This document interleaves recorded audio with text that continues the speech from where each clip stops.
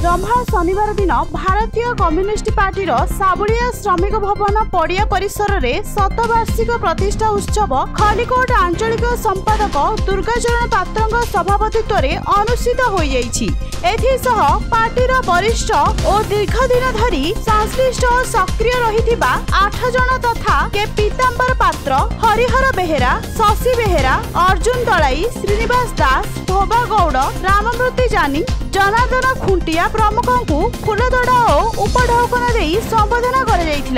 कार्यक्रम पूर्व एक विशाल रैली महिला और पुरुष माने बैनर, लाल पताका, प्लाकार्ड धरी स्लोगान दे ग्राम परिक्रमा करी श्रमिक भवन पड़िया एकत्रित होइथिले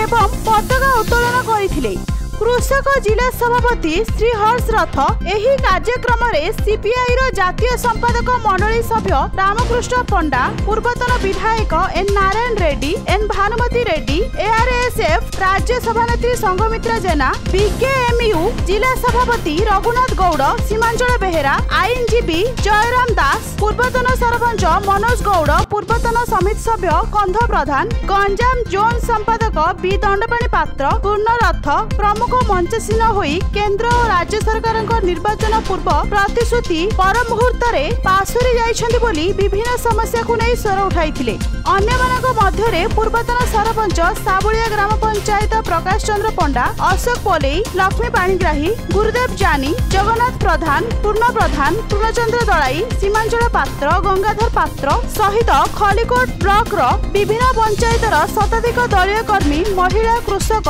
मत्स्यजीवी जोग देइथिले। धन्यवाद देइथिले शाखा संपादक संतोष कुमार दलाई एवं कार्यक्रम संयोजन रे किशोर हरिया, पंचानन बारिक, सदाशिव बेहेरा सहयोग करिथिले।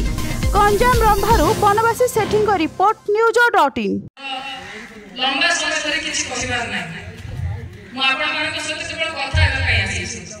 कारण मु काली का पिला ए नाली पताका को जति दिन हेडी देखुची ए पार्टी सहित जति दिन हेबा जड़ित अछि मो संस्कृति प्रत्येक